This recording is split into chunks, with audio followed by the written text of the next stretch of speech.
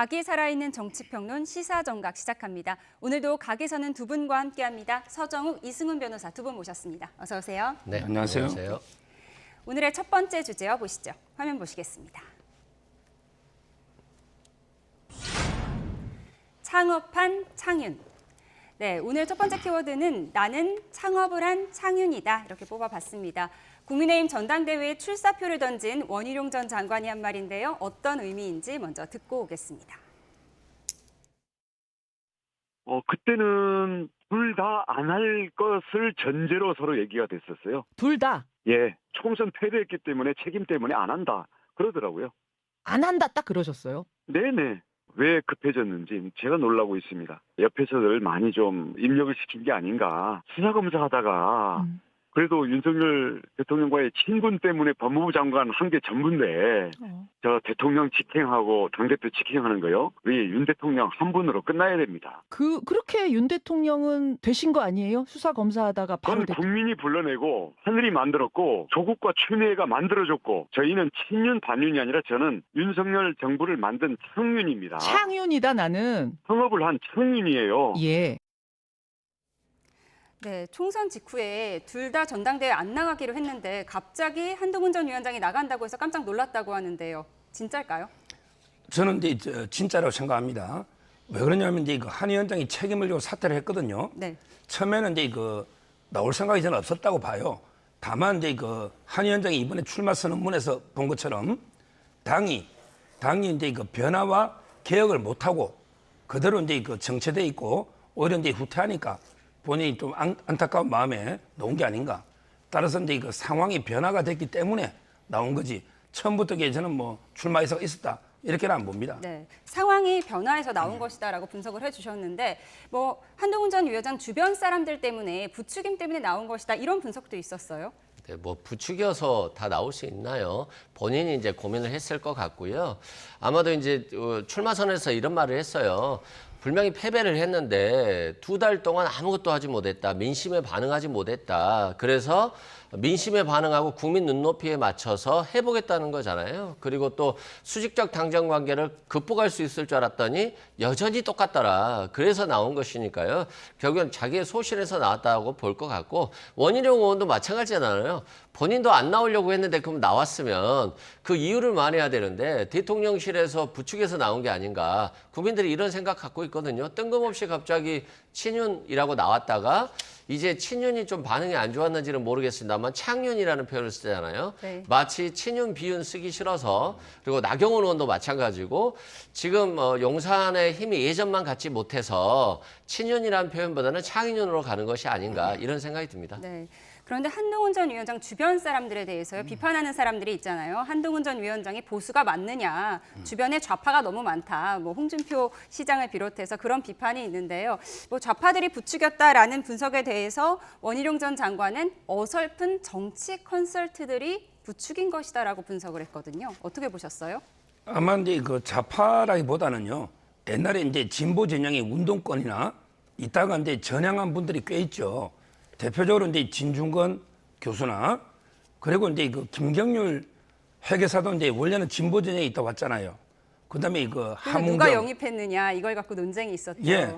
근데 옛날에 진보 진영에 있어서 전향할 수 있잖아요. 실제 그런 분들이 많아요. 우리 우파 진영에도. 따라서 이제 너무 과거의 경력 가지고 좌파다 이런 식으로 공격하는 거는 제가 보기에 통합에 도움이 안 될 것 같습니다. 네. 그리고 한 전 위원장에 대해서 수사 검사하다가 대통령 된 사람은 윤 대통령 하나로 족하다라고 했는데 대권에 대한 견제가 시작된 건가요? 견제는 견제인데 좀 기분 나쁠 게 대통령 입장에서도 보면 내가 수사 검사하다가 대통령 됐더니 지금 못한다는 얘기인가?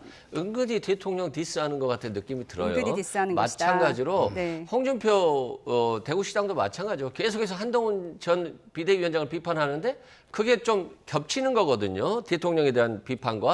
그래서 요 용산의 입장은 좀 더 어려울 것 같다 이런 생각이 들고 한동훈 전 비대위원장이 확실히 어려운 경쟁의 상대는 맞은 것 같아요. 한동훈만 이기면 당대표가 될 수 있다는 생각, 한동훈만 이기면 대통령이 될 수 있다는 생각 이것만 하는 것이지 국민의힘이 결국에는 대통령에게 쓴소리를 해서 지금 어려운 상황을 극복하는 것에는 좀 회피하는 결국 당선이 되기 위해서. 근데 이런 모습만 보여가지고 원희룡 전 장관이 뭐 당대표 된다고 해서 바뀔 게 있겠어요? 바뀔 게 없을 것 같다. 그러면서 원희룡 전 장관이 본인은 반윤이 아니고 윤석열 정부를 창업한 창윤이라고 지칭을 했는데요. 어떤 부분에 기여한 건가요? 본인은 이제 그 경선을 했거든요. 그때 4명이 마지막까지 갔어요. 그때 윤석열, 그다음에 홍준표, 그리고 이제 그 원희룡, 마지막에 유승민 4명이 경선했는데 패배했잖아요. 이런 경우에 진짜 적극 도와주기가 쉽진 않아요. 그런데 원희룡 그때 그 장관은요, 정책 총괄 본부장을 맡았어요. 그리고 이제 열심히 뛰었죠. 그래서 이제 이준석 전 대표와 뭐 비디오 많이 찍었잖아요. 예. 네. 그러니까 정책을 총괄했다는 거죠. 네. 그 점에서 이제 그 아마 창윤이다 이렇게 보는데요. 한동훈 위원장도 이제 뭐 직접 캠프는 가담 안 해도 그때도 이게 다 같이 공이 있지 않겠습니까? 저는 한 위원장이든 원희룡 후보든 나경원 후보든 윤상현 후보든 누구든지 다 창윤이다 이래 봅니다. 누구나 다 창윤이다라고 분석을 해주셨고요. 어제 나온 여론조사를 보면서 토론을 이어가도록 하겠습니다. 그래픽 한번 보여주시죠. 네, 국민의힘 당대표 적합도 지지층에서 조사를 해봤는데 63%가 한동훈 전 위원장을 뽑았어요. 뭐 압도적인데요. 어떻게 보셨어요? 국민들이 다 아는 거죠. 지금 윤석열 정부가 굉장히 실정을 하고 있고 인기가 없다는 걸 다 아는 거예요. 그럼 인기가 없으면 결국에는 국정 동력이 없는 거잖아요. 아니 뭐 다수석도 없죠. 그리고 인기까지 없으니까 대통령이 뭐 할 수 있는 게 없어요. 그리고 여당이 할 수 있는 게 없고 그렇다라고 한다면 뭔가 대안을 제시하고 뭐 주제를 제시하고 화두를 제시해서 뭘 끌어가야 되는 것인데 계속해서 그냥 질질 끌려가는 모습만 보이기 때문에 결국에는 여당 지지자들이 대통령을 만들어줬는데 자신들이 원하는 정책을 펼 수 없다라고 한다면 대통령을 지지할 이유가 없잖아요. 그래서 아마 한동훈 전 비대위원장이 대통령에게 뭐 특별감찰관을 임명해라, 이보석실을 설치해서 김건희 여사에 대한 견제, 그리고 또 최상병 특검법 같은 경우도 국민들이 최상병 사망 사건에 대한 진실을 원하니까 특검하자라고 오히려 적극적으로 제시하는 것이기 때문에 저는 한동훈 전 비대위원장이 이렇게 윤석열 대통령과 각을 서면서도 지지율이 높게 나올 수밖에 없지 않겠나. 저는 이렇게 생각합니다. 네, 그래픽을 한번 다시 보여주시면 좋을 것 같은데요. 네, 국민의힘 당대표 적합도 지지층에서 63%고요. 일반 여론조사 한번 보겠습니다. 네, 32.2%로 나타났는데 여전히 나머지 세 후보를 합한 것보다 많아요. 그럼 이제 견제가 계속될 것 아니겠습니까? 지금 이제 그 뭐 윤 대통령이 인기가 없어가지고 저 높은 게 아니고요. 네. 오히려 이제 윤 대통령이 우파 쪽에서는 인기가 높고요. 윤 대통령을 지지하는 사람 중에 한 60~70%가 한 위원장을 지지하고 있는 거죠. 지지층은 두 분이 겹친다라고 보시는 겹치죠. 거죠. 네. 겹치는 거예요. 만약에 끝까지 한 위원장이 윤 대통령의 각을 완전히 세운다. 이러면 이게 그 한 위원장이 저 지지율 유지하기 어렵습니다. 현재는. 네. 그리고 이제 그 국민의힘 지지층하고요. 당원들 투표하고는 이게 좀 달라요. 옛날에 나경원, 이준석 붙을 때도 그때 그 지지율은 이준석 대표가 압도적으로 높았어요. 그런데 실제 투표해 보니까 나경원 후보가 이제 당원들에서는 4% 이겼어요. 따라서 저 여론조사는 당원들의 마음을 그대로 잡아낼 수는 없어요. 네, 당원이 실제 영남에 모여있기 때문에. 예, 네. 실제 투표는 이제 그 결과를 개표해봐야 아는 거지. 저 국민의힘의 지지층 여론조사 가지고 뭐 마치 이게 그 63%가 1차에 끝난다 이렇게는 안 되고 나경원 후보나 이게 8% 놀 리가 있나요? 저렇게 놀 수는 없죠. 아마 이게 다를 겁니다 좀. 그럼 2차까지 갈 것으로 보시나요? 전 당연히 간다 봐요. 당연히 간다. 지금 이게 1대3의 구도에서 네. 어떻게 50을 넘습니까? 뭐 아마 결선 투표는 저는 간다. 다만 이제 그 변수는 나경원 그다음에 원희룡 후보가 단일화를 언제 하느냐. 네. 미리 단일화 해버리면 결선 투표 갈 이유가 없죠. 네. 승부가 일천하죠. 근데 4명이 끝까지 한다면 결선 투표 간다 봐요. 네, 단일화 이야기는 잠시 후에 좀 더 자세히 나눠보도록 하고요. 그 홍준표 대구시장 한 전 장관이 2번이나 만남을 제안했지만 거칠게 거절을 했고요. 한 전 위원장은 오늘 대구를 방문하는데요. 민심이 어떻게 반겨질지도 궁금합니다. 오늘의 일정 한번 그래픽으로 보여주시죠. 네, 오늘 당원 간담회 대구에서만 이렇게 여러 차례 이뤄지고 있는데요. 실제 대구 민심이 반겨줄까요? 뭐 반겨주지 않겠어요? 왜 그러냐면 국민의힘이 지금 할 수 있는 게 없잖아요. 그러면 한동훈 전 비대위원장이 저렇게 세게 나오는데 좀 뭐 좀 해보려고 하나? 라고 하는 기대감이 저는 충분히 있다고 생각되고요. 그렇기 때문에 아마 홍준표 시장이 지금 한동훈 전 비대위원장을 뭐 얼라다, 검사 출신이다, 그래서 안 만나주겠다, 뭐 이런 취지로 얘기하고 있기 때문에 경쟁 상대로 보는 것은 확실한 것 같습니다. 그래서 이런 얼라라고 하는 프레임을 한동훈 전 장관에게 하고 싶은 것 같은데 아직까지는 국민의힘 지지자들의 지지는 한동훈 전 비대위원장에게 기대를 걸고 있지 않나 이런 생각이 듭니다. 홍준표 대구시장은 반기지 않았지만 대구 민심은 반겨줄 수 있다라고 말씀을 해주셨는데 홍준표 시장이 한 전 위원장을 만나주지 않은 것에 대해서 이 원희룡 후보, 한동훈 후보 측이 홍준표 시장을 배신하고 간 사람들을 시켜서 검찰 소환하듯 전화로 틱틱거렸다 이렇게 말을 했는데요. 어떤 의미예요? 뭐 저는 그게 어떤 의미인지는 정확하게 모르겠어요. 홍준표 시장을 이제 배신하고 간 사람을 시켜서 소환하듯 했다. 배신하고 간 이제 사람이 누굴까요? 그러니까요. 아마 이제 납득이 안 되고요. 굳이 한다면 이제 이거는 이런 의원이 있죠. 배현진 의원이요. 배현진 의원은 이제 이거 홍카콜라 옛날에 같이 방송도 네. 하고 홍준표 견제요. 근데 지금은 한동훈 위원장 지지로 이제 돌았었거든요. 네. 의원을 본다면 이 정도가 저는 아닌가 이런 생각이 들고요. 그런데 이거 홍준표 시장도 이제 좀 통 큰 정치를 해야 됩니다. 뭐 겉으로 그한 위원장 비판하고 네. 이거는 이해가 돼요. 그런데 비판할 때도 좀 이제 품격 있는 언어로 정책적인 논쟁이나 이렇게 비판하는 게 본인한테도 좋고요. 그리고 이제 그 만나주는 거는 좀 필요하다 봅니다. 아무리 경쟁을 하지만 또 이제 선거 끝나면 하나가 돼야 되잖아요. 원팀으로. 근데 뭐 의도적으로 만나는까지 거부하는 거는 좀 이게 통 큰 정치는 아니다. 당대표가 된다면 한 전 위원장이 당대표가 된다면 홍 시장을 만날까요? 그래도 안 만날 것 같아요. 그래도 안 홍 만날 것 시장은 같아요? 이제 워낙 자기 소신이 네. 고집이 센데 네. 그래서 이게 통합이 안 된다고 저는 보는 거죠. 안 된다. 네, 그런데 한 전 위원장이 게임을 좋아하나 봐요. 자신의 게임 캐릭터에 비유를 했는데요. 그 부분 좀 설명해 주시죠. 예, 그러니까 본인은 뭐 유명한 송건이라든가 유비 조조와 같은 캐릭터로서 게임을 하는 것이 아니고 맹획이라는 걸로 게임을 한다라고 맹획이 했어요. 어떤 캐릭터예요? 그래서 저도 맹획이 뭔가 찾아봤더니 삼국시대에 맹획이라는 사람이 있었는데 실존 인물인지는 좀 애매합니다만 맹행이 제갈량과 싸웠는데 생포됐다는 거예요. 그랬더니 생포되고 나서 하는 말이 아니 내가 당신이랑 싸워서 져봤으니까 이제 당신 알겠다 이길 수 있다라고 해서 7번을 싸웠는데 제갈량에게 7번 다 잡혔다는 거예요. 그러면 산전수전 고생을 겪었습니다만 결과는 좋지 않은 캐릭터거든요. 그래서 한동훈 전 비대위원장이 자신도 결과가 안 좋을 거라고 생각하는지는 모르겠습니다만 어려운 시기에 한번 싸워보겠다. 이런 걸 표현하지 않은가 싶습니다. 고난과 역경을 극복하고 싸워보겠다 뭐 이런 의지를 드러낸 것 같은데 그런데 이렇게 친윤계의 견제가 엄청나게 강한 속에서 오늘 한 일간지와 인터뷰가 공개가 되었는데요. 자신의 공격에 일일이 대응하지 않겠다고 하면서도 총선 때 원톱으로 뛴다 이렇게 비난했던 사람들이 또 함께 싸우자고 하면 함께 해주지도 않았다 이렇게 좀 서운함을 드러내기도 했어요. 뭐 어떤 의미예요? 지나간 총선 뭐 이건 이제 굳이 뭐 계속 언급할 필요가 있는가? 네. 이미 지나간 거 아닙니까? 이미 지나갔다. 근데 그 아마 이런 것 같아요. 공동선대위원장으로 이제 여러 명이 들어왔잖아요. 안철수, 나경원, 그다음에 원희룡 이런 분들이 공동선대위원장으로 들어왔는데 전부 게 본인 선거가 너무 급했던 거죠. 그렇죠. 본인들도 이게 뭐 동작이나 분당에서 또는 개항에서 워낙 뛰다 보니까 이제 그 중앙선거 한 위원장 도와줄 수가 없잖아요. 이에 대한 이게 섭섭함을 좀 드러낸 것 같은데 뭐 지나간 걸 이게 저는 굳이 언급할 필요가 있나 이런 생각이 들어요. 지나간 건 좀 잊어야 한다.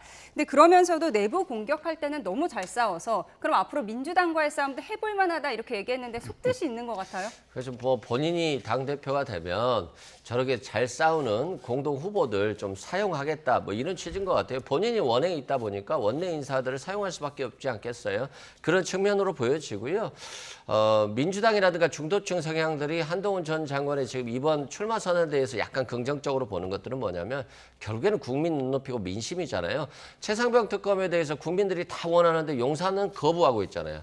그런데 거기에 대해서 한동훈 전 장관을 원희룡 전 의원이나 이런 분들이 비난하는 것들이 아니 너무 순진하다라고 비난하잖아요. 아니 국민의 눈높이를 찾아가는 게 순진하다고 비난할 건가요? 저는 지금 경쟁자들이 용산만 바라보고 있다가 이번에는 제대로 한번 KO패를 당할 수도 있겠다 이런 생각이 듭니다. 네. 그런가 하면 이 친윤의 전격적인 견제에도 보신 것처럼 여론의 흐름은 아직까지 별다른 반응이 없어 보이는데요. 그러다 보니 어제는 나경원, 원희룡 두 사람의 단일화 가능성까지 나왔습니다. 두 사람은 어떻게 이야기했는지 들어보고 오겠습니다. 지금 시작하기 전에 무슨 연대 단일화를 이야기하시나 저는 그런 생각입니다. 일단 저는 사실 이번에 출마하면서요. 제가 많은 고민을 한 게 잘못하면 이 당 수술은커녕 본인 사심이 앞서면 이 당을 사실 뭐 사당화 요새 이재명 대표 사당화 우리가 많이 비판하잖아요. 네. 그럴 수 있다. 그래서 제 사심을 내려놓고 정말 당을 구하고자 나왔거든요. 그래서 이번 뭐 선거 캠페인 저는 그런 자세로 할 것이고 뭐 지금은 그런 이야기를 하기에는 이르다라는 말씀을 드립니다. 지금 뭐 여러 가지 부족하지만 반드시 우리 국민들에게 했던 공약 실천해서 책임지고 정권 재창출할 수 있도록 저는 누구와도 손잡겠습니다. 우리 한동훈 우리 장관과도 예. 얼마든 협력하고 원팀이 되도록 하겠습니다. 한 사람을 다른 한 사람이 밀어주는 형태의 연대 뭐 이런 가능성도 열어두세요. 저는 예. 우리 당을 구하고 그 나라를 이끌어가는 집권여당의 책임을 다하기 위해서는 저 자신을 희생할 수 있는 것처럼 어떤 기회에 대해서도 열려 있습니다. 네, 나경원 의원은 아직 이르다. 원희룡 전 장관은 열려 있다라고 말했어요. 온도 차이가 있는데요. 그렇죠. 아마 이제 그 나경원 의원보다는 이제 원희룡 후보가 더 적극적인 거죠. 아마 이제 단일화를 여론조사를 하든 어떻게 하든 아마 본인이 좀 유리하지 않나 이런 데 생각을 하고 있는 것 같아요. 따라서 이제 그 나경원 의원은 이제 일단 독자 행보로 가는 거고 원희룡 후보는 이제 그 가능하면 결선 투표 전에 단일하자 이런 입장은 맞고요. 근데 재밌는 게 이번에 당원들 제가 많이 만나보면요. 네. 이번에는 이게 그냥 윤상현 의원이 원래 순리대로 가는 게 맞지 않았나 이런 여론이 상당히 많습니다. 순리대로 간다는 게 어떤 의미예요? 예를 들어 이제 아까 그 한동훈 원희룡 후보들에게 서로 넣지 말자. 네. 책임지고 두 분 다 패배한 분이잖아요. 그러니까 원래 놓지 말자 이게 맞았고요. 그다음에 나경원 의원은 이제 그 원래 서울시장의 뜻이 많아요. 근데 이번에 당대표 되면요. 대선 주자들도 이게 그만두게 1년 6개월 전에. 네. 그다음에 서울시장도 당연히 그만두게 됐잖아요. 그러면 이제 그 사심이 없는 수도권의 윤상현 의원이 원래 순리는 맞다. 이런 이제 여론이 많았는데 지금 이게 3명이 다 노는 바람에 4명이 대립하는 이런 이제 흥행 구도가 되긴 된 거예요. 네. 단일화 가능성에 대해서 어떻게 보세요? 좀 어렵지 않을까 싶어요. 저는 나경원 의원이 상당히 마음의 상처가 깊을 것 같아요. 과거에 본인이 당대표 나오려고 했고 지지도 상당히 높았는데 갑자기 용산에서 김기현 대표를 밀어서 안 됐잖아요. 사실상 2번 실패한 거죠, 전당대회에서. 그렇죠. 그런데다가 기후대사에서 해촉됐죠. 그리고 저출산 고령화 부위원장에서도 해촉됐죠. 그리고 국회의원들은 연판장을 돌렸죠. 저는 그 기억이 아직도 남아있기 때문에 자신은 계파도 없다, 앙금도 없다, 친윤, 비윤, 반윤도 아니다라고 했어요. 그런데 원희룡 전 장관이 지금 될지도 모르는데 원희룡 장관과 연대를 한다? 명분이 전혀 없어 보이거든요. 국민의힘이 개혁하고 변화하는 어떤 단일화가 돼야지 용산과 함께 가겠다는 단일화는 전혀 실현 가능성이 별로 없어 보여서 저는 나경원 의원이 연대를 안 할 것 같다 이런 생각이 듭니다. 나경원 의원이 연대를 안 할 것 같다. 그런가 하면 이 단일화 가능성에 대해서 한 전 위원장은 대단히 정치공학적이다라고 얘기를 했어요. 어떤 의미인가요? 아마 이제 그 한의원당 입장에서는 이제 그 3자나 아니면 이제 최소한 나경원, 원희룡 단일화니까 당연히 비판하는 게 너무나 당연한데 뭐 저는 단일화 가능성이 있다고 보는 게요. 왜 그러냐면 이게 두 명의 꿈이 똑같으면 단일 어려워요. 근데 꿈이 다르면 가능성이 꿈이 있어요. 서울시장과 대통령으로 다르다. 그렇죠. 네. 나경원 의원은 이제 난 대선은 포기했다고 했잖아요. 네. 그렇다면 단일화해서 원희룡 대선, 그다음에 나경원 서울시장 충분히 저는 가능성 있는 시나리오고 그 명분은 아마 이제 윤석열 정권 성공, 윤석열 정권을 지켜야 된다. 이런 이제 그 명분을 아마 내세워서 충분히 가능성은 열려 있다. 이렇게 보고 있습니다. 공동의 목표로 단일화 가능성이 열려 있다고 분석을 해주셨습니다. 두 번째 주제어 보겠습니다.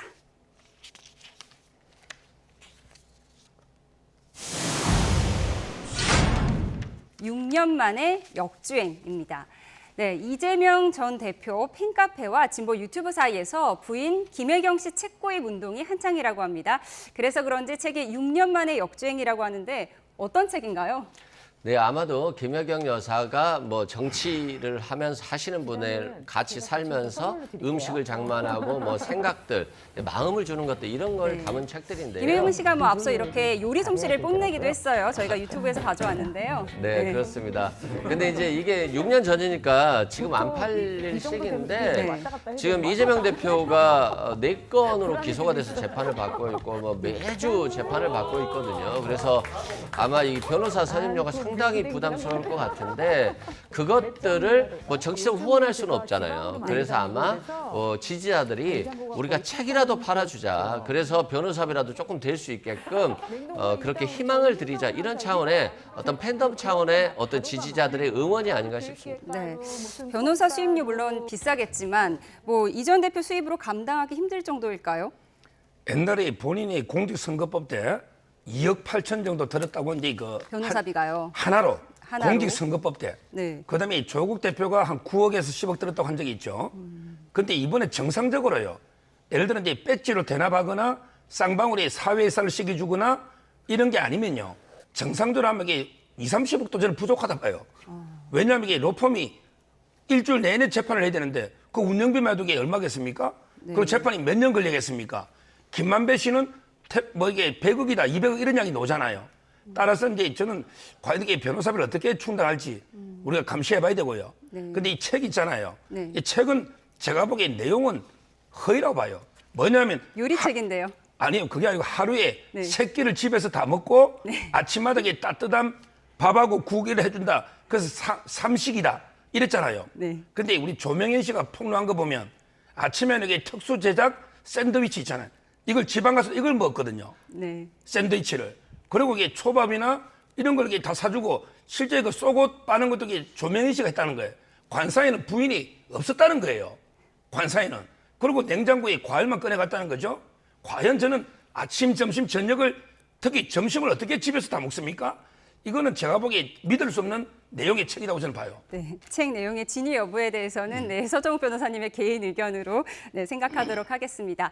네, 민주당 역시 차기 당권 레이스에 막이 본격 올랐습니다. 4명이 치열하게 부딪히는 여권에 비해서는 너무 잠잠한데요. 민주당 내부에서는 이 상황을 어떻게 보고 있을지 민주당 박지원 의원 그리고 우상호 전 의원의 인터뷰 내용 듣고 오겠습니다. 이재명 대표가 당 대표로 연임해서 우리 당을 때로는 강하게 또 이재명 대표가 연임되면은 약간 중도로 이재명 대표가 좀 외연 확대를 위해서 옮겨갈 그런 여유를 가질 것이다 해서 저는 접었어요. 그래서 복덕방에다 제 사무실을 내놔버렸어요. 하나 좀 추천하신다면 누구 하시겠습니까? 질문 드리려고 하는데 추천할 사람 없어요. 추천할 사람 없어요? 없어요. 그러면 그냥 찬반 투표처럼 추대하는 형식으로 가도 뭐 보기에 괜찮겠습니까? 민주당에 허경영이 없어요. 허경영 후보는 그냥 나오고 보잖아요. 과연 이번에 당대표 연임하는 게 이재명 대표의 대권 가도에 도움이 되느냐 하는 측면에서 저는 우려되는 게 좀 있어요. 당대표를 계속 하시게 되면 진영에 가두어져요. 그러니까 우리 지지층에서는 절대적인 지지를 받게 되는데 네. 중도층에서 이거 좀 욕심이 과도한 거 아니냐라는 비판을 받을 수 있다는 거죠. 네, 이재명 전 대표의 연입에 대해서 두 분의 의견이 전혀 다른 것 같아요. 한 분은 중도 의원 확장에 도움이 된다, 한 분은 도움이 안 된다 이렇게 해석을 한 것 같은데요. 어떻게 보셨어요? 저는 두 분의 가정 다 맞는 말씀이라고 생각되고요. 결국에는 이재명 대표가 해내야 될 문제인데 총선 때라든가 또 이재명 대표를 여당에서 공격하고 검찰 수사로 탄압하고 이럴 때는 지지자들이 똘똘 뭉치고 총선이라는 걸 계기로 뭔가 이걸 분노를 표출하는 공간들이 있잖아요. 근데 지금은 이제 정치적 비수기로서 선거가 없어요. 아마 보궐선거도 저는 많지 않을 거라고 보고 있기 때문에 결과적으로는 이재명 대표가 이 기간 동안에 뭔가 자신의 비전을 보여주고 정책을 보여주고 뭔가 차별화 전략들, 뭐 중도 포섭 전략도 마찬가지고 이런 것들을 보여줘야 되는데 실은 이런 게 좀 더 어려울 수도 있거든요. 국민들 입장에서는 관심이 없어지는 시기이기 때문에. 그래서 두 분의 걱정은 다 맞다. 다만 그걸 해결해내는 것. 그 역할 또한 이재명 대표가 연임을 선택한 이상 감당해야 된다 이런 말씀드립니다. 네. 박지원 의원에게 추천할 사람이 있냐고 물어봤더니 민주당에는 허경영이 없다고 했어요. 허경영이 없다는 게 무슨 뜻일까요? 이 말은 이제 허경영 대표는 이제 항상 나오잖아요. 근데 이분도 못 놉니다. 이제 선거법이 확정돼 가지고 네. 앞으로 이게 못 노는데, 근데 우리 이 변호사님이 둘 다 옳다는 거는 뭐 황희정성입니까? 둘 다 어떻게 오를 수가 있어요? 둘이 모순되는 주장을 하잖아요. 그럼 누가 옳다고 보세요? 우상호 의원이 옳은 거죠. 중도 확장해 보면 이게 치명타입니다. 제가 예를 들어 보면 만약에 대통령 후보 경선도 이재명 한 명밖에 없다. 이러면 이게 어떻게 될까요? 대통령 후보 경선을 하는데 출마자가 이재명 대표 하나밖에 없다. 이러면 이게 당이 활력이 있으면서 확장돼서 이게 대선 이길 수 있을까요? 그렇게 될 수도 있다고 보세요. 지금 이게 당대표도 한 명밖에 안 노는데, 그럼 이게 다음에 대선 후보는 뭐 5명, 10명 노겠습니까? 국민의힘에는 이게 예를 들어 9마리 용이 막 경쟁하는데 민주당에 이재명 대표 하나밖에 없다면 과연 이게 대선에 이길 수 있을까요? 이거는 민주당이 상당한 저는 위험 요소다. 이렇게 봅니다. 민주당의 위험 요소에 대해서 짚어주셨는데 출마 가능성이 제기된 이인영 의원 사무실에 항의가 빗발치고 있다고 합니다. 무슨 상황인가요? 아마도 이제 이인영 의원의 출마설이 솔솔 나온다라고 하다니까 뭐 팬덤 지지자들이 항의하는 것 같은데, 뭐 이거 자체는 저는 뭐 어디든 있을 수 있기 때문에 별 의미 없는 것이다. 그럼에도 불구하고 이인영 의원이 좀 뭔가 차별화된 전략을 가지고 당대표로 나준다라고 한다면 민주당에 적절한 긴장감을 줄 수 있기 때문에 저는 좋은 선택이다. 오히려 친명 내부에서는 좀 경쟁자들이 나와줬으면 한다 이런 바람도 있어요. 흥행을 해야 하니까요. 네, 그렇습니다. 그리고 뭐 서정욱 변호사님 얘기했습니다만 대통령 선거 가면 또 몰라요. 앞으로 지방선거도 있고 또 대통령 선거가 그 뒤에 있기 때문에 분명히 잠룡들이 나올 것이고, 그래서 건전한 긴장 관계 속에서 또 긴장되게 또 경쟁할 것이다. 저는 이렇게 생각됩니다. 네. 만약 결국 이재명 전 대표 혼자 나온다면 그래도 흥행은 하긴 해야 할 텐데 흥행 요소를 어디서 찾아야 할까요? 찾을 데가 없죠, 뭐. 찾을 데가 없습니까? 어디서 찾습니까? 어차피 이게 찬반 추대대인데 흥행이 있을 게 없고요. 굳이 찾으려면 이게 최고위원 선거라도 찾아야 되는데 네. 거기도 이게 친명밖에 없어요. 최고위원도 제가 보기에 반명이 안 보입니다. 결국은 이제 뭐 흥행이 없는 이런 자기들만의 리그로 가는 거죠. 네. 민주당의 전당대회까지 전망을 해봤고요. 마지막 주제요 보겠습니다. 네, 표현의 자유입니다. 네. 어제 국회 보건복지위원회 청문회에 참고인으로 이면택 의협회장이 출석했는데요. 민주당 강선우 의원과의 질의응답 내용이 인상적이었습니다. 그 모습 보고 오겠습니다. 이면택 참고인, 네. 저 기억하세요? 네. 제가 21대 국회에서 대변인으로 활동할 때 저한테 미친 여자라 그러셨죠? 답변하세요. 네. 왜 미친 여자라 그랬어요? 그 당시에 의료계 빨리 좀 답해주세요. 예? 빨리 좀 답변해달라고요. 정확하게 기억은 안 납니다. 근데 제가 오늘 청문회 준비하면서 찾아보니까 저는 약과더라고요. 창원지법 판사에게 이 여자 제정신입니까? 했다가 고발당하셨고요. 의료계 목소리 들어달라고 발언하기 전에 본인 언행을 지켜보면서 상처받았을 국민 여러분께 사과해야 되지 않겠어요? 아니에요? 답변 드리면 됩니까? 아니요, 사과해야 되지 않겠냐고요. 답변 드리면 됩니까? 사과해야 되지 않겠냐고요. 국민이 가진 헌법상의 표현의 자유의 영역에 생각된다고 생각합니다.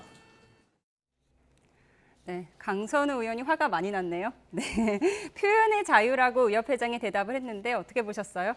뭐 욕설을 해놓고 표현의 자유라고 한다? 격이 안 맞는 것 같고요. 또 의협 본인은 뭐 격이 떨어져도 상관없겠습니다만 의협의 기본적인 격이 떨어지는 거잖아요. 그래서 의협 회장으로서의 저런 행동들은 잘못됐다라고 말씀드리고, 또 미친 여자라고 나온 발언이 계기가 뭐냐면 과거에 의사가 전신 마취 이후에 여성에게 불법적인 일들을 저질렀어요. 거기에 대해서 자격정지 2년밖에 나오지 않으니까 의사들의 어떤 성적인 불법적인 행위에 대해서도 강하게 제재를 해야 된다라는 차원의 발언을 했다가 저런 욕설을 들은 거거든요. 그래서 저 의협 회장의 발언은 굉장히 부적절하고 표현의 자유로 포섭될 수 없는 것이다라고 말씀드립니다. 네. 그런데 이제 어제 청문회에서는 의대 증원 2,000명 결정 근거가 뚜렷하지 않다라는 비판도 제기가 됐고요. 천공이 제시한 거냐 뭐 이런 따져묻는 말도 나왔는데요. 어제 청문회 어떻게 보셨나요? 천공을 이렇게 계속하는 거 이것도 이게 문제 발언입니다. 천공이 매일 유튜브를 하는데 그러면 이게 매일 시사 이슈를 다뤄요. 그러면 이게 거의 비슷한 것만 나오면 다 천공이래. 그렇잖아요. 천공이 매일 방송을 합니다. 따라서 이제 이런 근거 없이 자꾸 이게 정부를 무속 포열을 모는 거 있잖아요. 이거는 이제 자제해야 되고 그다음에 저기 그 의협 회장 있죠. 이분이 의사인지는 몰라도 법은 너무 모르는 것 같아. 우리 표현의 자유는 헌법 21조 상해 표현의 자유는 타인의 명예나 권리 또는 공중도덕이나 사회윤리를 침해해서는 안 된다. 이걸 이게 좀 공부하세요. 타인의 명예나 또는 사회윤리에 반하면 안 되죠. 어떻게 미친 뭐 이거는 타인의 모욕하는 명예훼손적인 발언입니다. 의사협회 회장 정도면 이게 이 정도 상식, 헌법 조문 정도는 알고 있어야 된다 봅니다. 네. 의협 회장의 발언까지 짚어봤습니다. 네, 오늘 시사정각 여기까지 하겠습니다. 서정욱, 이승훈 변호사 두 분과 함께했습니다. 고맙습니다. 감사합니다.